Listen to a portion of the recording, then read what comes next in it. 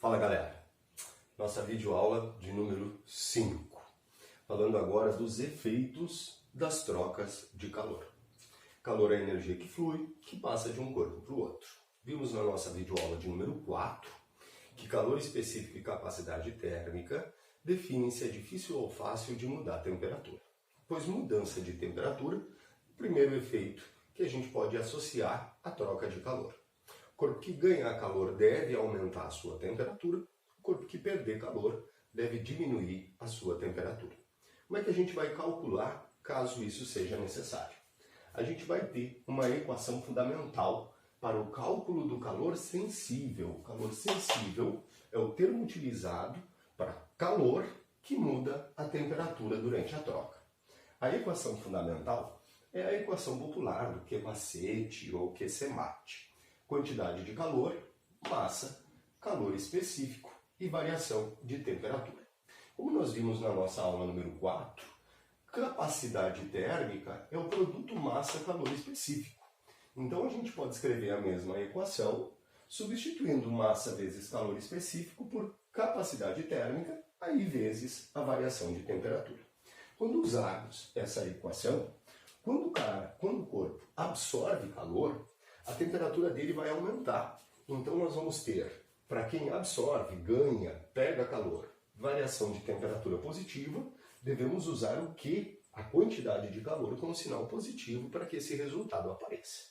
Se o corpo liberar, perder, ceder calor, teremos uma variação de temperatura negativa e para isso aparecer, nós precisamos de uma quantidade de calor com um sinal negativo. Então muita atenção principalmente para o sinal negativo na quantidade de calor para indicar que o corpo está perdendo energia. O segundo efeito da troca de calor é a mudança no estado físico. Quando o calor provoca mudança no estado físico, a gente chama ele e denomina de calor latente. A equação fundamental, Q mala ou Q mole, produto da massa pelo calor latente de mudança do estado da substância. O teste vai mencionar o gelo tem calor latente de fusão, que é a mudança de estado, com 80 calorias por grama. Então ele vai te fornecer esse valor para que você possa calcular a quantidade de calor. Q mala ou Q mole é a formulazinha que eu uso para calcular o calor quando ele provoca mudança de estado físico. Sobre as mudanças de estado físico. Primeiro, a passagem do estado sólido para o estado líquido a gente chama de fusão. Para que ela aconteça, obrigatoriamente, a substância que sofre fusão absorve calor. A passagem do estado líquido para o estado gasoso, vaporização. Para que isso aconteça, a substância que vaporiza tem que absorver calor. Do gasoso para o líquido, condensação ou liquefação. Mas condensação é o termo que mais aparece. Para que a substância sofra condensação, passe do gasoso para o líquido, ela tem que liberar calor.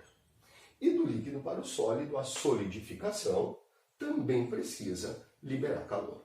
Observe que toda mudança de estado, obrigatoriamente, faz com que o corpo, com que a substância ou absorva ou libere calor. Isso é obrigatório.